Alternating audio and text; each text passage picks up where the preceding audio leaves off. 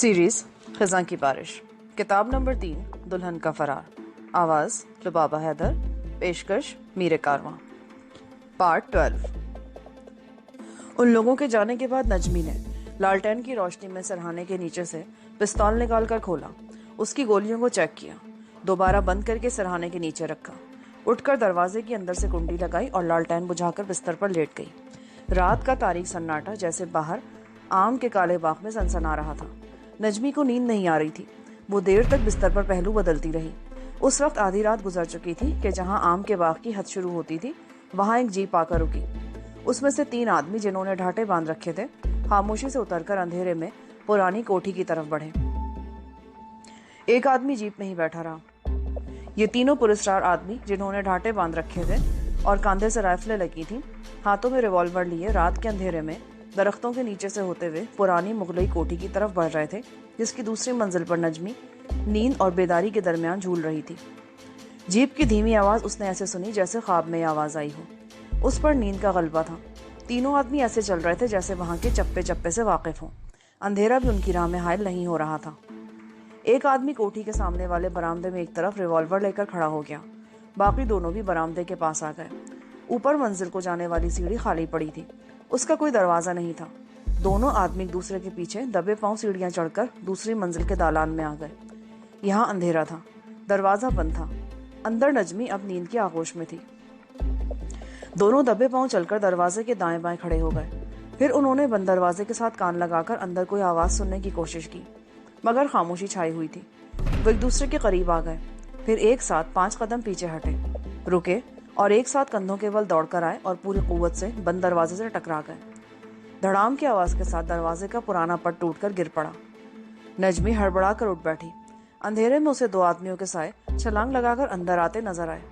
उसका हाथ बिजली की तेजी के साथ सरहाने के नीचे रखे पिस्तौल की तरफ गया, मगर इतनी देर में दोनों आदमी उसके ऊपर छलांग लगाकर उसे दबोचकर काबू में ले चुके थे। औरत चाहे डाकू ही क्यों न हो, जिस्मानी तौर पर मर्द के मुकाबले में कमजोर होती है। वो दिलेरी और जुर्रत में मर्द से आगे निकल सकती है, मगर जिस्मानी ताकत में वो मर्द का मुकाबला नहीं कर सकती। वो दोनों आदमी ताकतवर और पहलवान टाइप के थे। उन्होंने नजमी को पूरी तरह से अपने काबू में कर लिया। नजमी ने चीखना चाहा, लेकिन उसके मुंह को सबसे पहले हाथ रखकर बंद कर दिया गया था। अगरचे उन लोगों को मालूम था कि शाहजी अपनी झुग्गी में नहीं है, फिर भी वो एहतियात से काम ले रहे थे। आन की आन में उन्होंने नजमी के मुंह में कपड़े का गोला ठूंस दिया। दोनों हाथ रस्सी से पीछे बांधे और उसे गिरेबान से पकड़कर चारपाई से नीचे खींच लिया। फिर उसे घसीटते हुए नीचे लाए, जहां उनका तीसरा आदमी भी रिवॉल्वर लिए उनमें शामिल हो गया। नजमी ने उनकी गिरफ्त से निकलने की बहुत कोशिश की, लेकिन बहुत जल्द उसने हथियार फेंक दिए। अब 2 आदमियों ने नजमी को डंडा डोली करके उठा लिया था। जीप बाग के बाहर सितारों की धुंधली रोशनी में बिल्कुल तैयार खड़ी थी। नजमी को जीप में आलूओं की बोरी की तरह फेंक कर उसके ऊपर तिरपाल डाल दी गई। तीनों आदमी उसे दबोचकर ऊपर बैठ गए और जीप अंधेरे में दरियाए तोवी के पुल की तरफ जाने की बजाय दूसरी तरफ को रवाना हो गई। तिरपाल के नीचे नजमी का दम घुटने लगा। उसके मुंह में कपड़ा ठुसा हुआ था। वो 1-2 बार तड़पी तो एक आदमी ने दूसरे से कहा, अब इसके मुंह से कपड़ा निकाल दो। दूसरे ने तिरपाल के नीचे हाथ डाला और नजमी के मुंह से कपड़ा खींचकर निकाल दिया। नजमी हाँपने लगी। वो जल्दी जल्दी सांस लेने लगी। उसका गला खुश्क होकर लकड़ी की तरह हो गया था। उसे कुछ खबर नहीं थी कि ये कौन लोग हैं और उसे कहाँ लिए जा रहे हैं और उसे किस घर से अगवा किया गया है। एक बात साफ जाहिर थी कि ये पुलिस के आदमी नहीं है, बल्कि उसके बरक्स जराइम पेशा लोग थे। लेकिन ये सवाल पैदा होता था कि उनको खबर किसने दी कि पुरानी कोठी में एक औरत अकेली मौजूद है। नजमी का जहन कुछ और सोच रहा था। हकीकत ये थी कि ये चारों हिंदू जराइम पेशा डोगरा थे, जो इलाके के एक नामी गिरामी बदमाश और बर्दाफरोश सतपाल के आदमी थे। सतपाल हिमाचल प्रदेश और जम्मू कश्मीर के इलाके में नाजायज मंशियात का कारोबार भी करता था और उसका जनूब मशरक़ी एशिया के एक बहुत बड़े बर्दाफरोश गैंग से भी ताल्लुक था। सतपाल बेसहारा घर से भागी हुई मजलूम लड़कियों को अगवा करके जम्मू से अपने खास आदमियों के जरिए दार्जिलिंग पहुंचा देता था, जहां मशरक़ी बैत के गैंग के एजेंट डॉलरों की करेंसी में रकम अदा करके औरतें खरीद ले जाता था। सतपाल इससे पहले कितनी ही लड़कियों को अगवा करके मशरक़ी बैत के ममालिक में पहुंचा चुका था, जहां वो अमीर कबीर अफयूनी जागीरदारों के तहखानों में लौंडियों की जिंदगियां बसर कर रही थी। नजमी के बारे में भी उसके मुखबिरों ने सतपाल को खबर कर दी थी कि घर से भागी हुई औरत पुरानी कोठी में आकर ठहरी है, जिसे शाह हासिम ने मुसलमान होने की वजह से पनाह दे रखी है। सतपाल ने उसी वक्त एक स्कीम तैयार की। हाशिम को उसकी मुंह बोली बेटी की बीमारी की झूठी खबर पहुंचवाई। जब शाहजी जुग्गी से चले गए तो सतपाल ने अपने आदमी भेजकर नजमी को अगवा करवा लिया। उसे बिल्कुल मालूम नहीं कि नजमी हकीकत में बंगाल की वो नामी गिरामी चंदा डकैत है जिसकी पुलिस को तलाश है।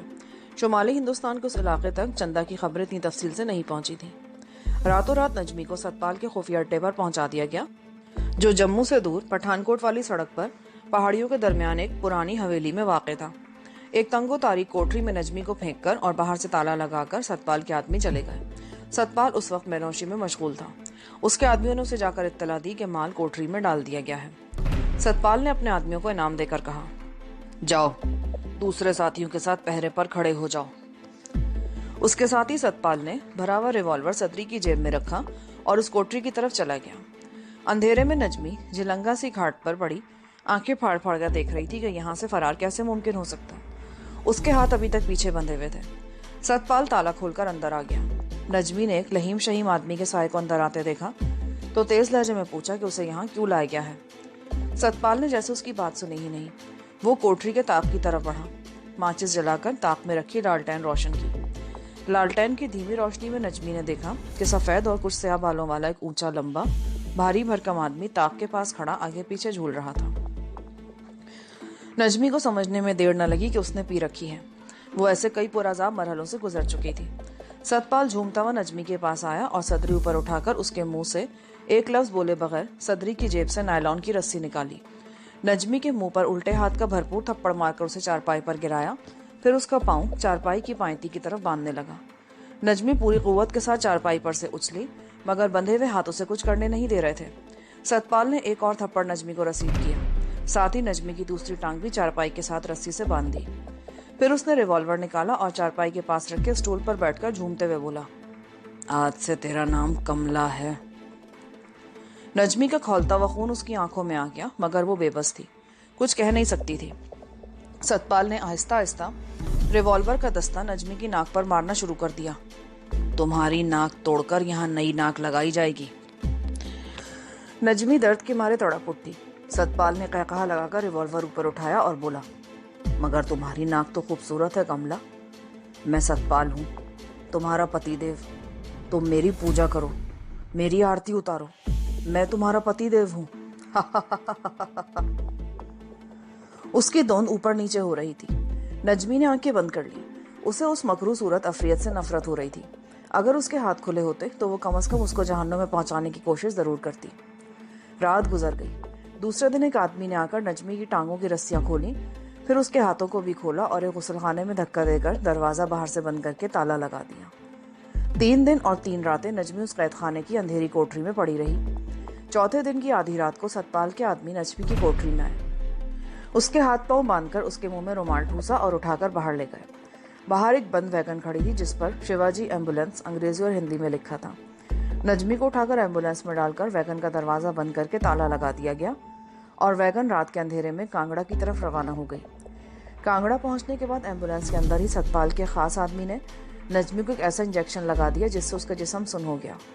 वो देख सकती थी, सुन सकती थी, मगर बोल नहीं सकती थी और अपने हाथ पैर भी नहीं हिला सकती थी। अब उसके मुंह से रुमाल निकाल दिया गया, हाथ पैर भी खोल दिए गए। उसे ग्लूकोज का ड्रिप लगा दिया गया ताकि उसकी तवानाई बहाल रहे। एम्बुलेंस कांगड़ा से निकलकर मंडी की तरफ चल पड़ी। मंडी में नजमी को एक दूसरी एम्बुलेंस में लिटा दिया गया। अब मंजिल शिमला थी। शिमले में नजमी को एक वीरान कोठी में दिन भर रखा गया। रात के वक्त उसे एक बार फिर एम्बुलेंस में लिटाकर चंडीगढ़ की तरफ रवाना कर दिया गया। चंडीगढ़ में सतपाल पहले से मौजूद था। यहाँ भी नजमी को शहर से बाहर एक गुमनाम सी कोठी में रखा गया। यहाँ पहुँचते पहुँचते इंजेक्शन का असर खत्म हो गया था। नजमी के पाँव में बेड़ियाँ डाल दी गईं। वो इस नागहानी आफत से निढाल हो चुकी थी, पहले से भी कमजोर हो गई थी। चंडीगढ़ की उस कोठी में नजमी को पूरे 15 दिन रखा गया। उसे बेहतर से बेहतर खुराक दी गई। 15 दिनों तक सतपाल उसके सामने न आया। सिर्फ उसके जल्लाद सूरत कारिंदे ही उसकी देखभाल और निगरानी करते रहे। नजमी भी चुप थी और किसी तरह वहां से भागने के मुताल्लिक मुसलसल सोच रही थी, मगर वो जिन लोगों के कब्जे में थी वो उसे एक लम्हे के लिए भी अपनी जगह से हिलने नहीं देते थे। ऐसे संगदिल और जालिम लोगों से नजमी का पहली बार वास्ता पड़ा था। यहाँ से नजमी को हवाई जहाज में सवार करवाकर आसाम के दारुल हुकूमत दार्जिलिंग पहुंचाना था। सतपाल ने अपने 4 आदमियों के अलावा नजमी का भी हवाई जहाज का टिकट लिया था। फ्लाइट 12 बजे की थी। रात पूरे 11 बजे 4 आदमी नजमी के कमरे में आए। उसे जबरदस्ती काबू करके उसे फिर वो इंजेक्शन लगा दिया जिसके लगाने से उस पर सक्ताधारी हो गया था। वो सब कुछ देख रही थी मगर कुछ बोल नहीं सकती थी। सतपाल के साथी खद्दर के लिबास में मलबूस थे। सतपाल ने नजमी को धर्मपत्नी जाहिर किया जो बीमार थी और जिसे इलाज के लिए वो दार्जिलिंग लेकर जा रहा था। रात ठीक 12:10 पर जहाज चंडीगढ़ एयरपोर्ट से दार्जिलिंग के लिए टेक ऑफ कर गया। नजमी सकते के आलम में जहाज पर स्ट्रेचर पर पड़ी थी। किसी ने उसकी तरफ ज्यादा ध्यान नहीं दिया। दार्जिलिंग पहुंचकर सतपाल और उसके आदमी नजमी को स्ट्रेचर पर डालकर एयरपोर्ट से बाहर ले आए। बाहर इंटरनेशनल पर्दाफरोशों के 2 ठिगने कद के मगर मजबूत जिस्म के आदमी अंग्रेजी सूट पहले से गाड़ी लिए मौजूद थे। नजमी को गाड़ी की पिछली नशिस्त पर डाल दिया गया और गाड़ी पिछले पहर की तारीकी में एक पहाड़ी मकाम की तरफ रवाना हो गई। ये पहाड़ी मकाम दार्जिलिंग शहर से 20-25 मील के फासले पर बांस और चील के दरख्तों की ढलानों वाले पहाड़ियों के दरमियान वाक़ था। यहाँ एक टीले के पहलू में बांस के झुंडों में घिरा हुआ एक छोटा सा कॉटेज था। उस कॉटेज में सांबा नाम का एक चौड़े नथनों और बारीक आंखों वाला आसामी स्मगलर पहले से माल वसूल करने के लिए तैयार बैठा था। नजमी अभी तक सकते की हालत में थी। उसे कॉटेज के कमरे में पलंग पर लाकर डाल दिया गया। सतपाल और सांबा उसके करीब आकर खड़े हो गए। सतपाल ने कहा, सांबा, इस बार बिल्कुल ताज़ा माल लाया हूँ। लड़की जवान और खूबसूरत है, इसका रंग भी गोरा है। सांबा ने नजमी का उस तरीके से मुआयना किया जिस तरह कसाई बकरा खरीदते वक्त करता है। फिर सतपाल की तरफ देखकर बोला, लड़की की उम्र कुछ ज्यादा है। सतपाल ने कहा, इतनी ज्यादा भी नहीं है सांबा जी। सांबा सतपाल को दूसरे कमरे में ले गया। उसे मशरूब पेश किया। फिर 10,000 रुपए पर सौदा हो गया। रुपए लेकर सतपाल अपने आदमियों के साथ दार्जिलिंग से वापस जम्मू की तरफ रवाना हो गया। अब नजमी सांबा और उसके बदमाशों की तहवील में थी। 24 घंटे बाद इंजेक्शन का असर खत्म हो गया। नजमी ने होश में आते ही देखा कि उसके पाँव में लोहे की एक मजबूत जंजीर है जिसका सिरा कमरे के वस्त में गड़े हुए लोहे के खंभे के साथ बंधा है।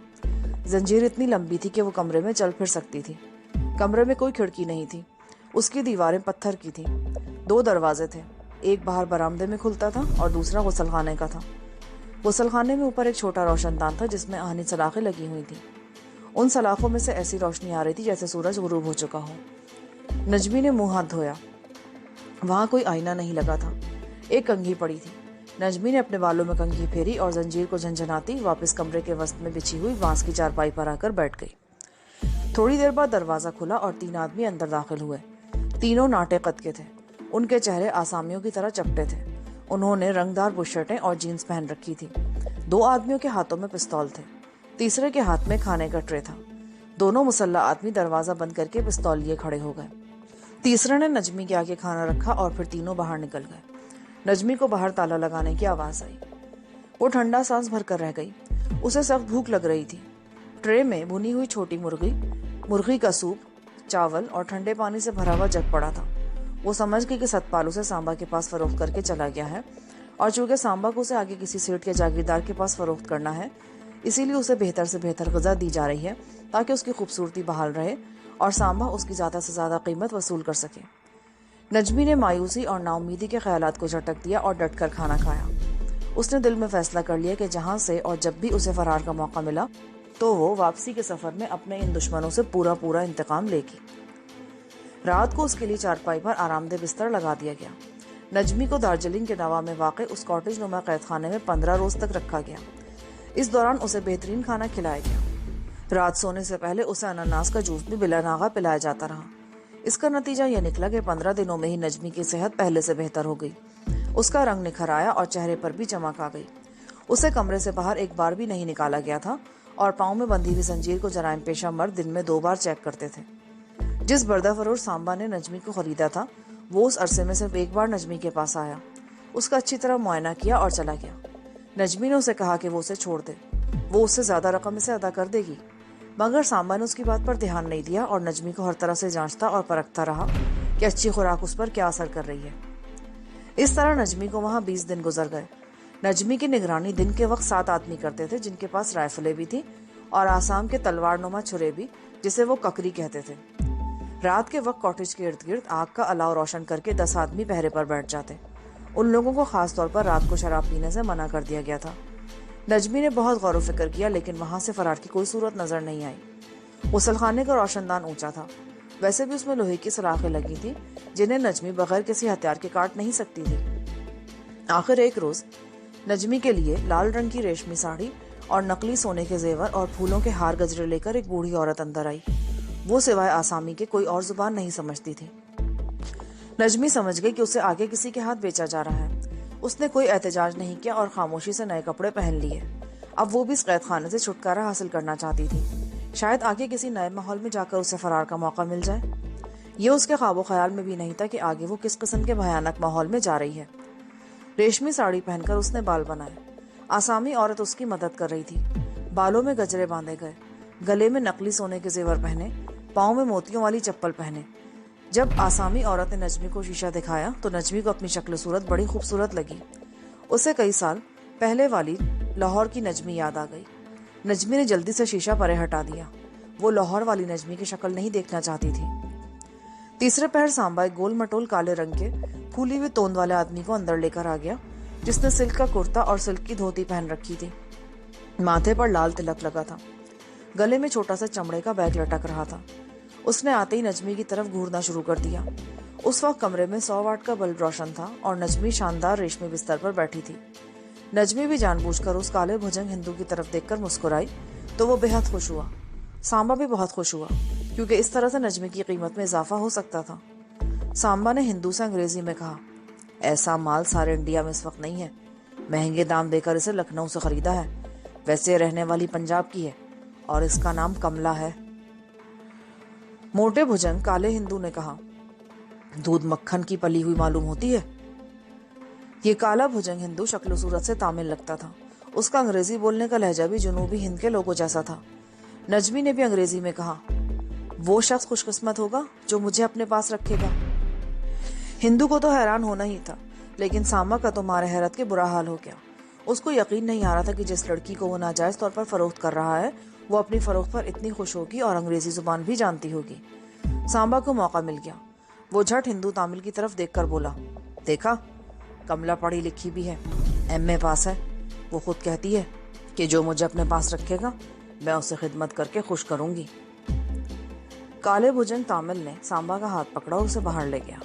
उसके बाहर निकलते ही सांबा के आदमियों ने दरवाजा बंद करके बाहर ताला लगा दिया और पहरे पर बैठ गए। उसी रात नजमी को वहां से निकालकर अगली मंजिल की तरफ रवाना कर दिया गया।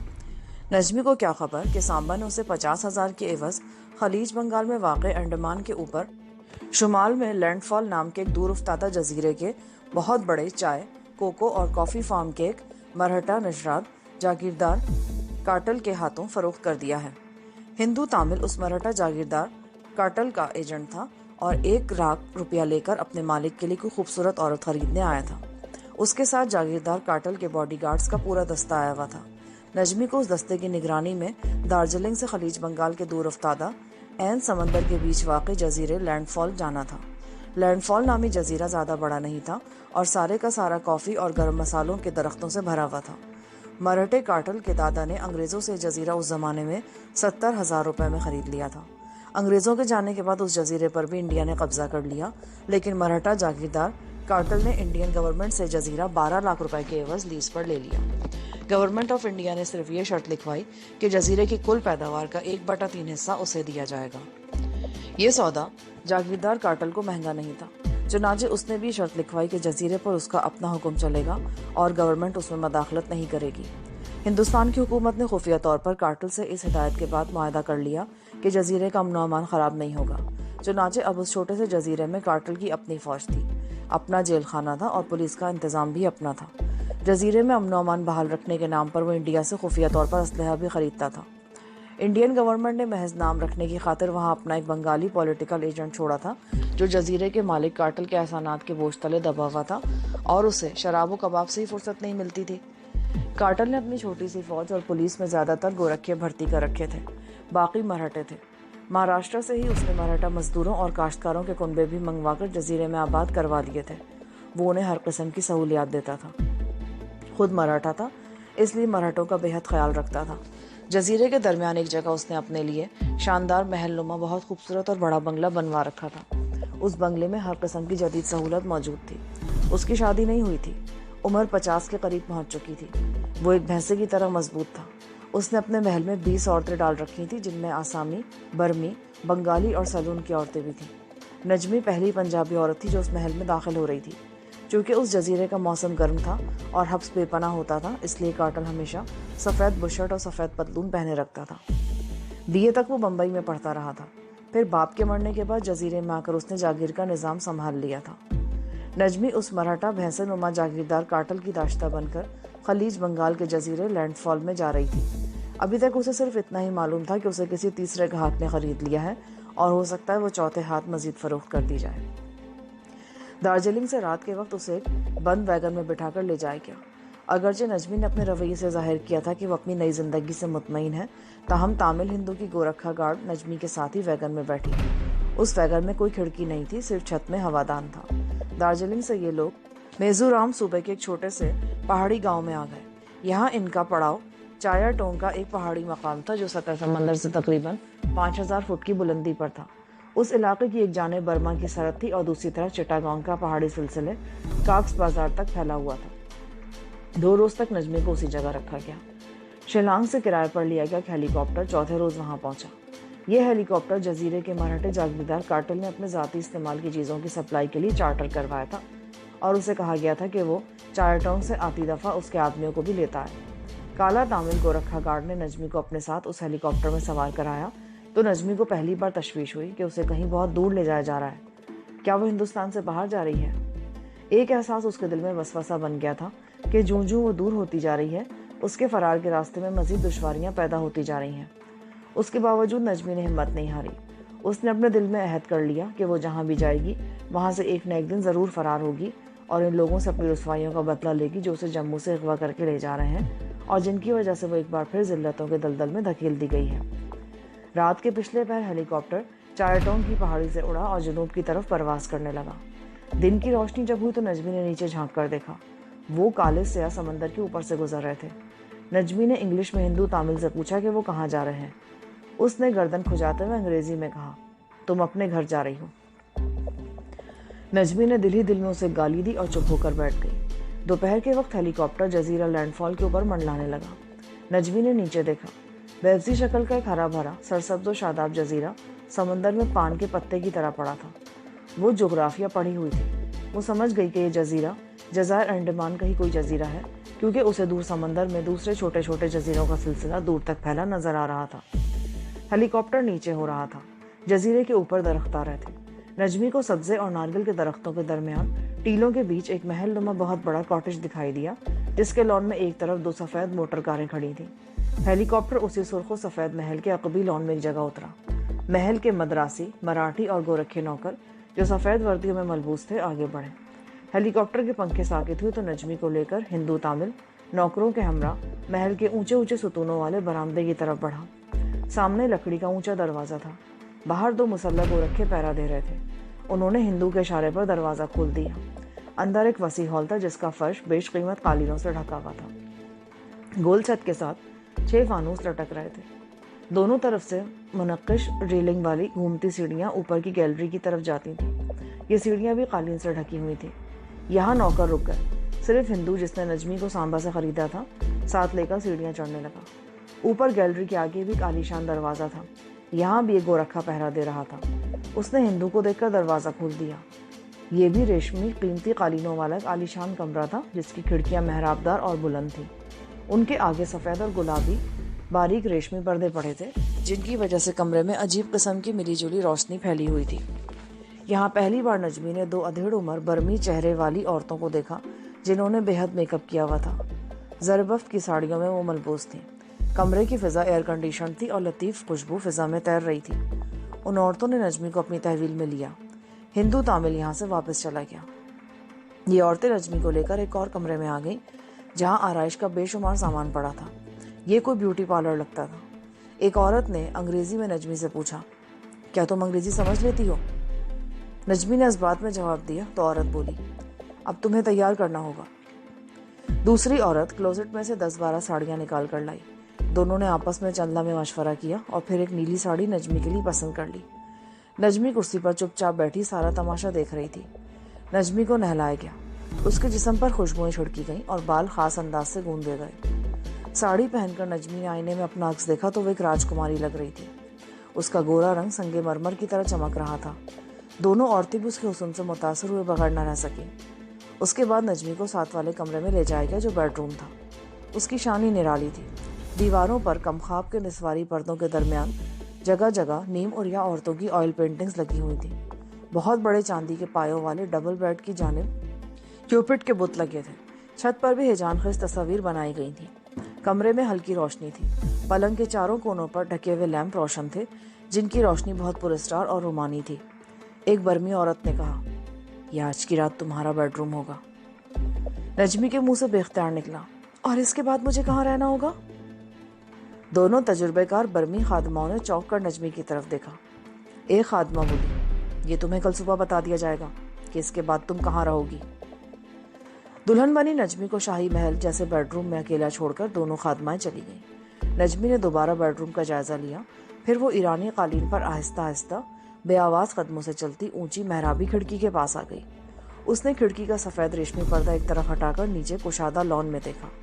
एक सुर्ख रंग की स्पोर्ट्स कार वहां आकर रुकी। 2 वर्दीपोश नौकरों ने आगे बढ़कर दरवाजा खोल दिया।